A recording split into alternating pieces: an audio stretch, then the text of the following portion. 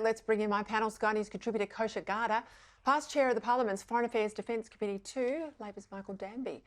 Well, there's been that surge of enthusiasm for Kamala Harris, but it might have slowed down ahead of the debate tomorrow. She's fallen behind Trump nationally in the New York Times and Siena College polls, and it's very close in a number of the swing states. Nate Silver too also has her behind. So has she peaked too soon? And if so, is keeping her quarantined from media scrutiny the right call? Kosha, maybe she needs to take some risks if the momentum's fallen away. The textbook would definitely say that, where the momentum has fallen away. For context, these latest polls that came out where Trump is tied or 1 point ahead. At this point in time, he was 2 points behind Hillary. He was 8 points behind Biden. And in the end was 4 points behind Biden, but ended up losing by 40,000 votes. So he typically overperforms polls. We don't know that that necessarily is the case here, but this is the best position he's ever been in, 60 days out. So the textbook would say she should take some risks. I think the question is, what kind of risk taker is she? And if she's not very good at unscripted moments and things like that, she's still probably calculating that playing it safe is better for her. The other political difference, though, is that she is such an unknown quantity.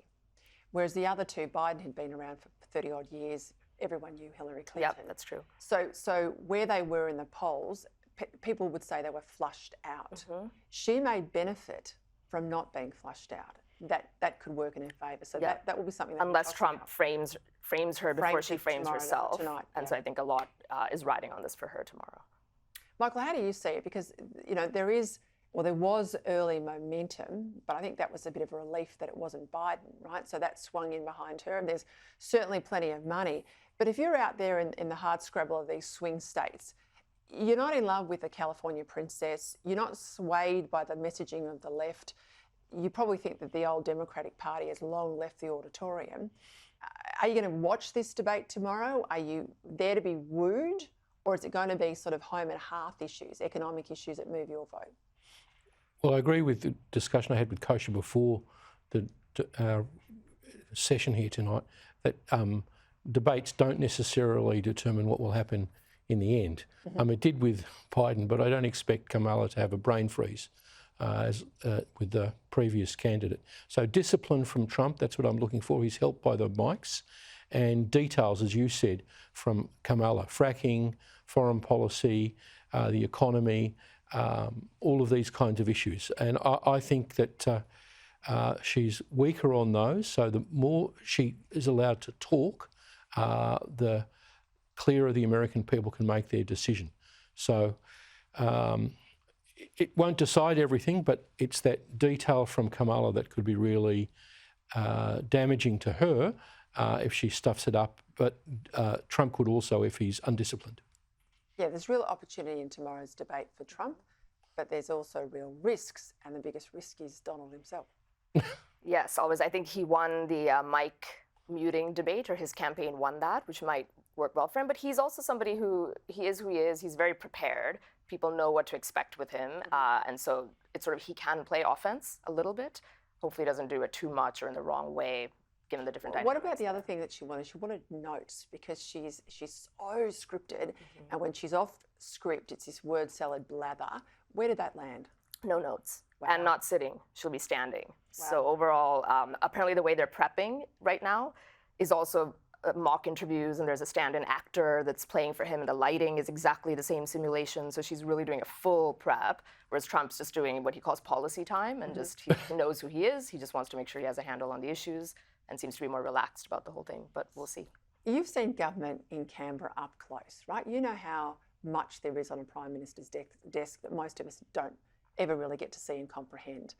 What amazes me is you can have the President, as he was then, Biden, take a couple of weeks off, literally to prep for a debate. No one run the country. He can sit by the beach as he has been for weeks on end now. No one runs the country. And she is the Vice President and basically goes AWOL herself, prepping for a debate. Who is in the White House running America and the free world at the moment? Well, that's a very sad point. I don't like unelected national security officials, secretaries of state. And that's what they have in their system. It seems that these guys are running the whole show, directors of the CIA. I mean, I agreed with your earlier show where you said the Director General of ASIO shouldn't be on TV all the time. the director of the CIA shouldn't do press conferences with the director of MI6. They're paid to give advice privately and not to sort of do the public relations for a president who's sitting by the beach or a vice president who's absent without leave. Talk to me about Iran and Russia and this emerging axis, weapons access in relation to Ukraine. It feels like another attack vector, potentially, in what has been a tough battle uphill for the Ukrainians. Obviously, the war is always unpredictable and we don't know how this will turn out, but it's another attack vector in relation to actually what we're just talking about with funding, with the US, the way the election is going to go. All of that is going to swing how much support there is for Ukraine on top of what's happening with the Iranian weapons going into it. One argument says that all these vectors are pointing towards a negotiated settlement, whether people like it or not. That seems to be gaining ground, but again, anything is possible and these twists and turns might continue. But it doesn't get Iran off the hook or the US administration off the hook. They should have drawn a line in the sand when the Iranians started supplying these drones to Ukraine to blow up their cities. Now they're supplying ballistic missiles.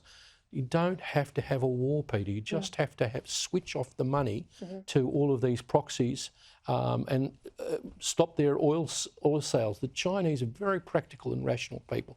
They will happily trade with America and not buy Iranian oil. They'll buy cheap American oil and the American deficit can go down. But no one's running the country, back to your point. Yeah.